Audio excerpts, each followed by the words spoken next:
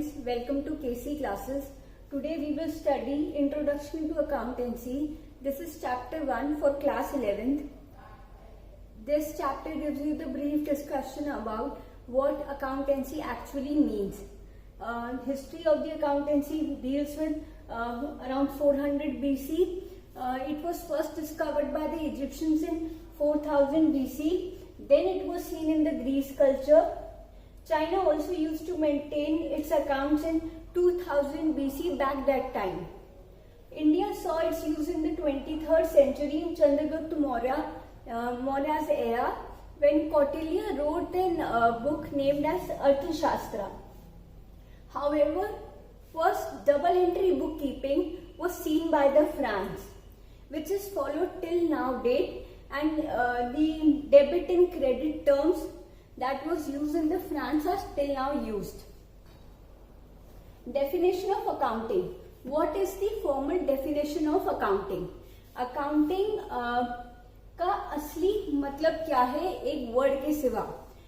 According to the American Accounting Association, जो कि एक एसोसिएशन है जो कि अकाउंटिंग के स्टैंडर्ड्स को देखती है और अकाउंटिंग को डिस्क्राइब करती है, उसने बोला कि accounting is a process of recognizing, measuring and then communicating the relevant information to the relevant users.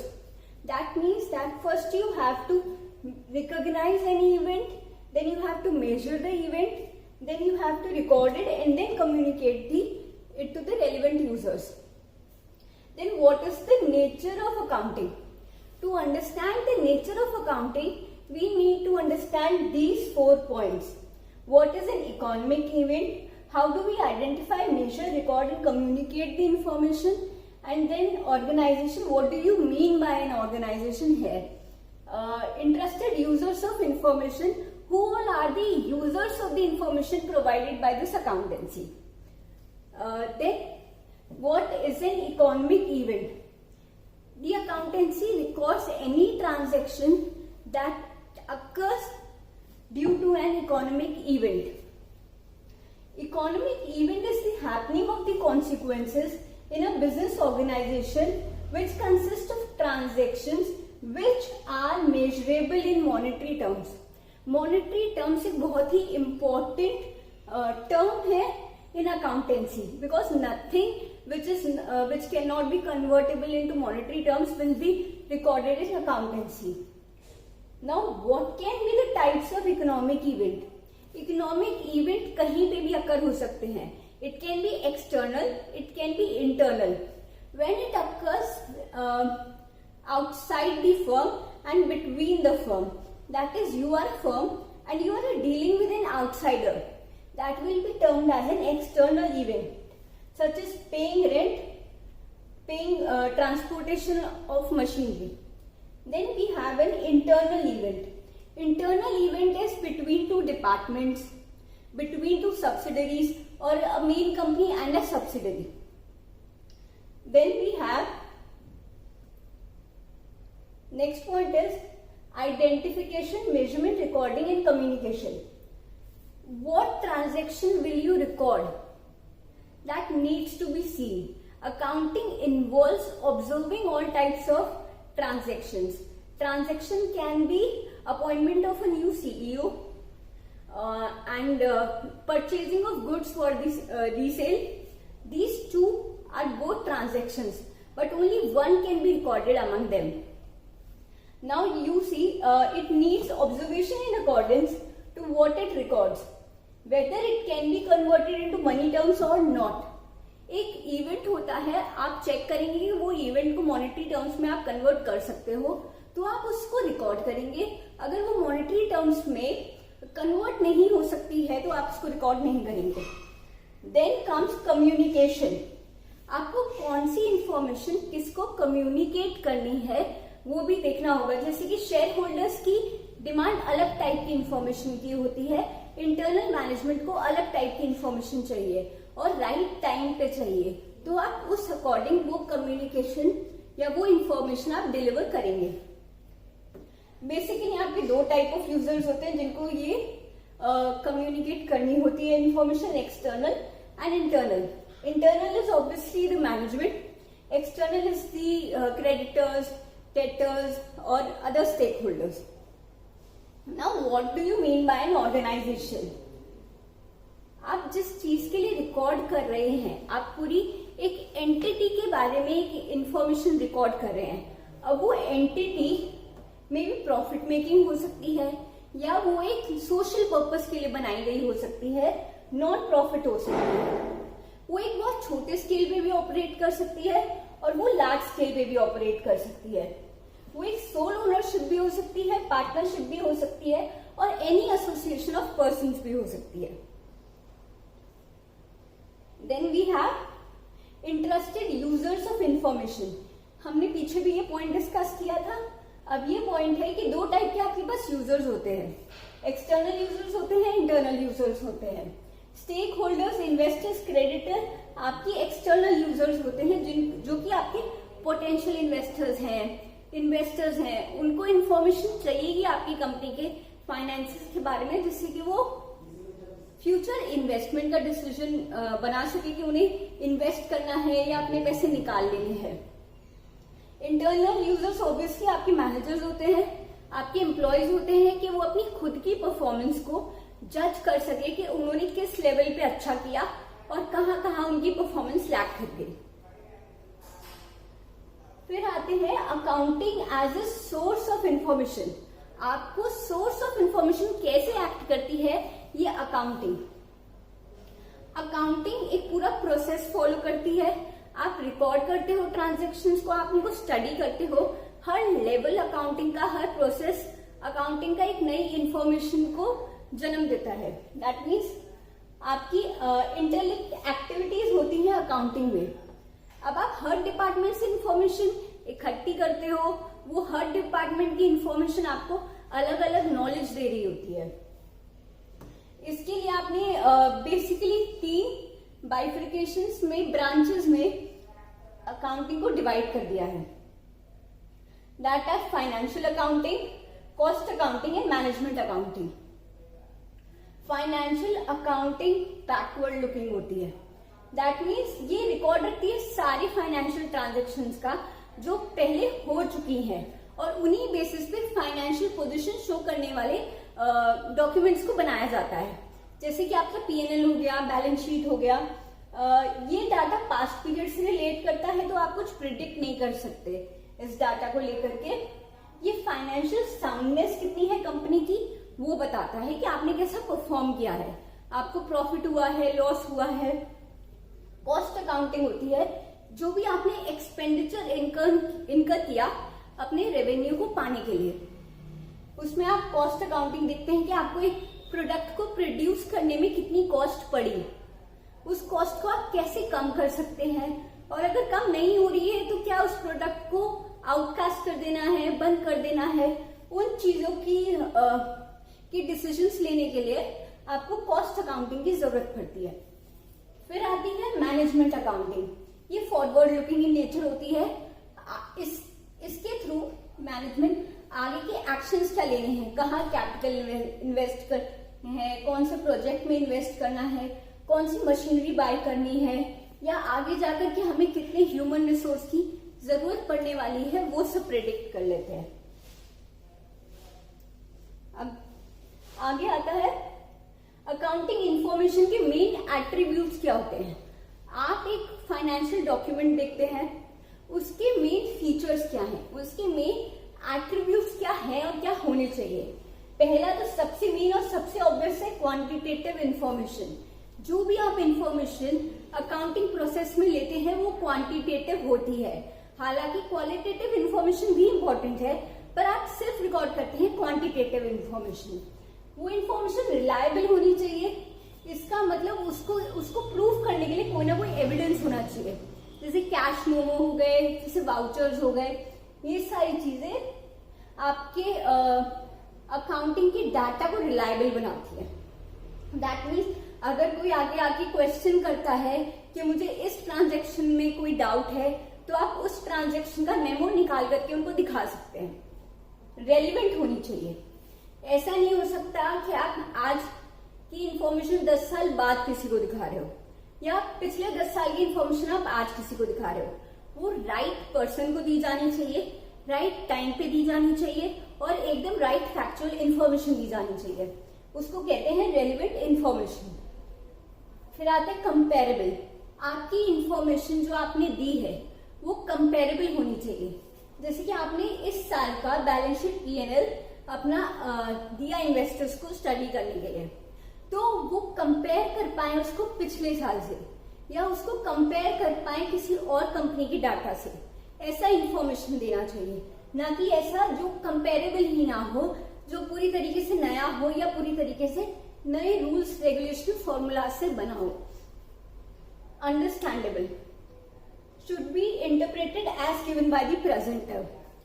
जब आप कम्युनिकेट करते हैं तो बेसिक एम होता है एक सक्सेसफुल कम्युनिकेशन का कि जो आप मैसेज देना चाह रहे हैं वही मैसेज सामने वाले को कन्वे हो, और जितना उसमें परफेक्टनेस होता है उतना परफेक्ट मैसेज डिलीवरी वो कहलाता है।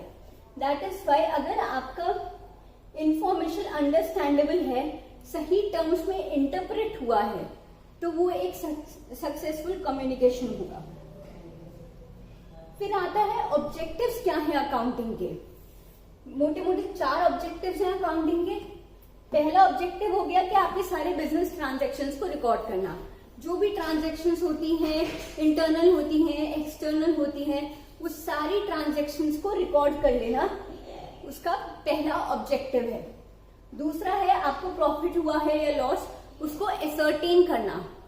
आप कोई भी इंफॉर्मेशन इकट्ठी करके रख लो, उसको कुछ एनालाइज ना करो, उससे कुछ आउटपुट ना निकले, तो उसको इकट्ठा करके रखने का भी कोई फायदा नहीं होता। तो उस इंफॉर्मेशन को इकट्ठा किया है तो उससे आपको कुछ पता चल पाए, आप आगे कुछ प्रिडिक्ट कर पाए, तो उसके लिए आप प्रॉफिट और लॉस एसर्टेन करते हैं। आपकी फाइनेंशियल पोजीशन क्या है अभी, आप आगे कितना बोरो कर सकते हो, आपने कितना बोरो कर रखा है, आपके असेट्स क्या हैं, आपकी लाइबिलिटीज क्या हैं, ये सब आपके फाइनेंशियल अकाउंटिंग स्टेटमेंट्स आपको बताते हैं। आपकी इंफॉर्मेशन यूजर्स को प्रोवाइड करते हैं। जब आप अपनी इंफॉर्मेशन यूजर्स तक देते हैं, एक तरीके से आप कम्युनिकेट कर रहे हैं। आप स्टैंड अलोन एक कंपनी में नहीं रह सकते, आपको कम्युनिकेट करते रहना होता है। और जब आप कम्युनिकेट करते हैं तो आप किसके थ्रू कम्युनिकेट करते हैं, आपकी फाइनेंशियल डॉक्यूमेंट्स के थ्रू कम्युनिकेट करते हैं। इसलिए सारे रिजल्ट्स क्वार्टरली, सेमी क्वार्टरली आते रहते हैं हर बिजनेस एंटिटी के। अब जो बेसिक टर्म्स अकाउंटेंसी में यूज होती हैं, आप अकाउंटेंसी का चैप्टर 1 पढ़ रहे हैं तो ये सब टर्म्स को समझना बहुत जरूरी है। जब आप चैप्टर 2 या आगे प्रोसीड करेंगे तो यही टर्म्स आपके क्वेश्चंस में और आगे चैप्टर में डिटेल्स में आने वाली हैं। एंटिटी, एक एंटिटी का मतलब क्या होता है? एंटिटी होता है कि एक्चुअल इंडिविजुअल एग्जिस्टेंस हो। इसका मतलब आप कोई भी कंपनी लेते हैं जैसे कि रिलायंस ली, उसकी एक एक्चुअल एग्जिस्टेंस है, वो सिर्फ ऑन पेपर नहीं है, वो एक्चुअली एग्जिस्ट करती है एक पर्टिकुलर एड्रेस पे, और उसका कोई मैनेजर या कोई इंसान है जिसको आप अकाउंटेबल हेल्ड कर सकते हो, उसके शेयर होल्डर्स हैं, तो वो हो जाते हैं आपका एंटिटी। एक कॉन्सेप्ट आता है बिजनेस एंटिटी का। आप जानते हैं कि अगर आप एक कंपनी ऑपरेट कर रहे हैं तो आपकी बिजनेस एंटिटी और मैनेजमेंट अलग होती है। बिजनेस एंटिटी की एक अपनी लाइफ होती है और एक अपनी पहचान होती है, सेपरेट फ्रॉम इट्स ओनर्स। तभी आप कैपिटल को लाइबिलिटी साइड डालते हैं कि कंपनी ओनर को ओ करती है वो पोर्शन ऑफ कैपिटल। फिर आता है ट्रांजैक्शन। अब कोई भी इवेंट जो अकर हुआ है किसी वैल्यू के लिए, दैट इज मॉनेटरी टर्म्स के लिए, जो हमने पहले पढ़ा, उसको आप ट्रांजैक्शन कहते हैं। असेट्स होते हैं इकोनॉमिक रिसोर्सेज जिसके अगेंस्ट आप फंक्शन कर पाते हैं। आपको लोन्स लेने हैं तो उसके लिए आपको असेट्स चाहिए, आपको मॉनेटरी टर्म्स में अपनी पोजीशन स्ट्रॉन्ग दिखानी है तो आपके असेट्स ज्यादा होने चाहिए आपकी लाइबिलिटीज से। लाइबिलिटीज क्या है? वही अपोजिट है असेट्स का। आपकी ऑब्लिगेशंस है आपकी लाइबिलिटीज। वो एक बर्डन है बिजनेस एंटिटी का। आप जब एक बिजनेस रन करते हैं, आप सोली अपनी कैपिटल पे रन नहीं कर सकते, आपको बाहर से पैसा लेना पड़ता है। You need to borrow money to run a business. तो वो आपकी लाइबिलिटी साइड आते हैं। कैपिटल क्या होता है? जो कि एक ओनर इन्वेस्ट करता है कंपनी में, ये लाइबिलिटी साइड आता है। उसका रीजन मैंने आपको बताया, क्योंकि एक बिजनेस एंटिटी की पहचान अलग होती है उसके ओनर से, वो सेम नहीं माने जाते in terms of business transactions. Sales होता है जो भी आपने गुड्स सेल किए हैं, सर्विस रेंडर किए हैं, वो कैश भी हो सकता है, वो क्रेडिट पे भी हो सकता है। मतलब आपने फुल कैश सेल भी की हो सकती है या पार्ट टाइम आपने क्रेडिट सेल भी की हो सकती है। फिर आता है आपका रेवेन्यू। रेवेन्यू आपकी जो इनकम हुई है पूरे अकाउंटिंग पीरियड में। अब वो हो सकता है सेल्स के थ्रू आपकी रेवेन्यू हुआ हो, या आपने रेंट रिसीव किया हो, इंटरेस्ट रिसीव किया हो, जहां आपने कहीं लोन दे रखा हो वहां से आपको इंटरेस्ट आया हो, तो वो आपका रेवेन्यू में आता है। रेवेन्यू शॉर्ट टर्म के लिए होता है। आप 1 साल का रेवेन्यू कैलकुलेट करते हैं। फिर आता है एक्सपेंसेस। इस रेवेन्यू को अर्न करने के लिए जो आप कॉस्ट इनकर करते हो, आप उसे एक्सपेंसेस बोलते हो। That entity incurs while in the process of earning this revenue, like depreciation of machinery. Machinery ने गुड्स प्रोड्यूस किए, वो मशीनरी थोड़ी सी ऑब्सोलीट हुई, थोड़ी सी डेप्रिशिएट हुई, तो वो डेप्रिसिएशन का अमाउंट आप एक्सपेंसेस में डाल देंगे। Then there is rent paid, wages paid, etcetera. अब प्रॉफिट क्या होता है? Profit is revenue minus expenses. जो भी आपने रेवेन्यू किया उसमें से आप कॉस्ट निकाल देंगे, आपका प्रॉफिट बच जाता है, बेसिक। देन आता है आपका loss. Loss is the opposite of profit. आपका कॉस्ट ज्यादा हो गया रेवेन्यू से, दैट मीन्स आपके एक्सपेंसेस आपके रेवेन्यू से ज्यादा हो गए, तो वो आपका लॉस आ जाता है। डिस्काउंट 2 तरीके से होते हैं। पहले तो we all know what discount is, कि आपकी जो प्राइस है उसमें आपको डिडक्शन मिले, वो हो जाता है आपका डिस्काउंट। अभी डिस्काउंट भी 2 तरीके से होता है। ट्रेड डिस्काउंट, जो कि ट्रेडर्स आपस में देते हैं। जब होलसेलर रिटेलर को सेल करता है तो वो उसको ट्रेड डिस्काउंट देता है, लिस्टेड प्राइस पे कुछ परसेंट का लेस देता है। अब वो होलसेलर अगर पेडलर को देगा तो वो उससे कुछ परसेंट का डिस्काउंट देगा, तो वो हो जाता है आपका ट्रेड डिस्काउंट। और कैश डिस्काउंट होता है, समझिए आपने क्रेडिट सेल्स किए हैं और आप चाहते हैं आपके पैसों की रिकवरी जल्दी हो जाए, तो आप उसको एक ऑप्शन देंगे कि you give me back my money with in 90 days, I will give you a certain amount of discount. जैसे आपने 1000 की सेल की और वो अगर आपको 3 दिन में, 4 दिन में या 10-20 days में पैसे ला देता है, वैसे 60 पीरियड 90 पीरियड का स्केल होता है, लेकिन वो जल्दी आपको पे बैक कर देता है, तो आप उसको कुछ अमाउंट ऑफ डिस्काउंट दे देते हैं। वाउचर, हमने भी पीछे पढ़ा, एविडेंस चाहिए होता है किसी भी इंफॉर्मेशन को रिलायबल बनाने के लिए, तो वो एविडेंस वाउचर्स होते हैं हमारे। वाउचर्स ट्रांजैक्शन का एविडेंस होते हैं। अब अगर आपने सेल की है तो आपको कैश मेमो मिल जाता है, अगर आपने क्रेडिट सेल की है आपको इनवॉइस मिल जाता है, तो वो आपके वाउचर्स में आते हैं। Then there come drawings. अब आपकी कैपिटल हमने पढ़ी, कैपिटल होती है जो एक ओनर इन्वेस्ट करता है एक फर्म में। ड्रॉइंग उसका अपोजिट है। आपने जो कैपिटल इन्वेस्ट की है आप उसमें से कुछ पोर्शंस विड्रॉ कर लेते हो, आपकी इन्वेस्टमेंट उस फर्म में थोड़ी सी कम हो गई, तो उसको आप ड्रॉइंग्स बोल देते हो। फिर आता है आपका debtors and creditors. Debtors is the one who has to pay money to you, जिसने आपसे क्रेडिट पे परचेजेस किए हैं, वो होते हैं डेटर्स। क्रेडिटर्स उसके बिल्कुल अपोजिट होते हैं, जिनसे आपने क्रेडिट परचेसेस की हुई हैं, तो वो हो जाते हैं आपके क्रेडिटर्स। ये दोनों अपोजिट हो जाते हैं। डेटर्स जो आपको पे करेंगे इन फ्यूचर, क्रेडिटर जिन्हें आपको पे करना है इन फ्यूचर। तो यहां खत्म होता है हमारा lesson 1। for class 11, Introduction to Accountancy. I hope you like my class. Please like, share and subscribe KC Classes. Thank you.